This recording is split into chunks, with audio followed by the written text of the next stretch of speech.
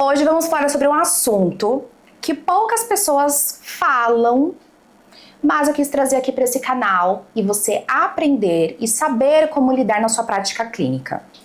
Paciente com doença autoimune. Primeiro passo, antes de atender um paciente que tem alguma condição autoimune, é você já estar preparada sobre os tipos de doenças autoimunes que você pode receber na sua clínica e como lidar com cada uma delas. Então, muitas vezes você vai receber o paciente para fazer uma avaliação, uma consulta, para entender a necessidade do que o rosto, o corpo dele necessita, e durante a anamnese ele vai falar sobre vitiligo, dermatite atópica, espondilite anquilosante ou também outros tipos de doença autoimune. E aqui a gente tem um paciente real, que inclusive é meu marido, Flávio, e ele tem uma condição que é a doença autoimune, que é a espondilite anquilosante, e ele já trata há mais de 8 anos. No caso dele, a doença já tem um controle, mas em muitos casos existem a fase aguda. E a fase aguda é o momento onde o paciente ainda está descompensado, ele acabou de iniciar o tratamento, está ajustando dosagem, fazendo infusão, e a gente, como profissional, precisa ter atenção sobre isso. Não é apenas pedir uma liberação do reumatologista, mas sim, como profissional, entender a melhor fase da doença para você iniciar os procedimentos. Então, na prática clínica com o Flávio, aqui no consultório, a gente sempre respeita a janela de infusão. Então, se ele fez a infusão hoje, eu sempre vou aguardar pelo menos 20 dias após a infusão, porque a imunidade dele está comprometida e qualquer procedimento que eu faça pode não ter resultado, ter interferência por conta da medicação que ele fez, que foi na infusão, e principalmente imunidade baixa é alerta. A gente precisa de um paciente que esteja saudável, com a imunidade segura, para que você consiga trabalhar também com essa margem e, além do resultado, trazer segurança para o seu paciente. A duração dos procedimentos em pacientes com doença autoimune vai ser diferente comparado com pessoas que não têm. Então, em pessoas com doença autoimune, vai durar menos tempo os procedimentos, levando em consideração o processo inflamatório que acontece no corpo desses pacientes. Por isso, se você tem um paciente que faz botox, pode ser que não dure 3 meses e você precisa explicar isso para ele.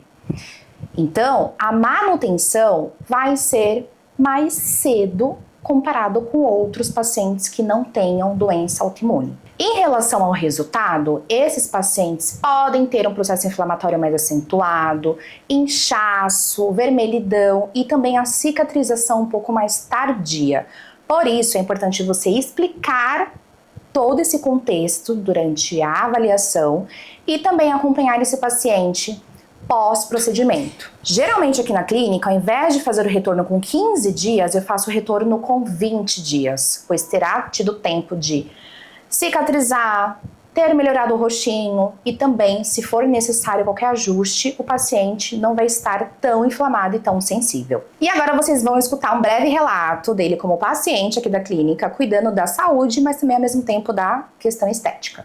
Bom, sim, né, a questão da doença, ela influencia, porque tem épocas, tem momentos que a gente não tá bem para poder mexer no corpo, né, mexer no organismo, mexer na autoestima.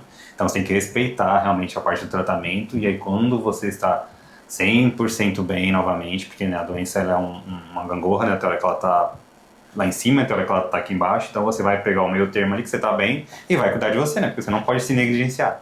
E o tratamento é como qualquer outro, enfim, você vai ter que respeitar ali a questão do seu prazo, dos medicamentos, para não ter interações e tudo mais, mas isso a doutora já explica, né, ela já traz isso para a gente como paciente. Então a doutora que entende, né, da questão de saúde, entende do que você está passando, ela vai saber te orientar para você se cuidar. Então eu fiz os procedimentos, eu fiz o botox para melhorar nas linhas de expressões, principalmente na testa, aqui no meio do vinco dos olhos, eu tenho bastante, bem profundo. Fiz o bioestimulador de colágeno para ajudar a manter aqui a pele firme. E também fiz a parte aqui do contorno, né, que eu tinha vontade de fazer, e fiz o tratamento estético completo praticamente, né? Não deixei nada de fora por causa da doença. Então realmente a gente consegue cuidar de um ponto e ir atrás do outro, e no final você tá bem. Então realmente, né, a gente cuida da parte estética, a gente não pode negligenciar, porque é fundamental. Hoje em dia o homem tá tão correndo atrás da parte estética quanto a mulher. Então é isso, gente. Paciente com doença autoimune também pode fazer procedimentos. O único X da questão é saber o momento certo. Se você também tem pacientes com doença autoimune e não soube como fazer o planejamento e como conduzir a consulta, entre em contato comigo que a minha mentoria pode te ajudar.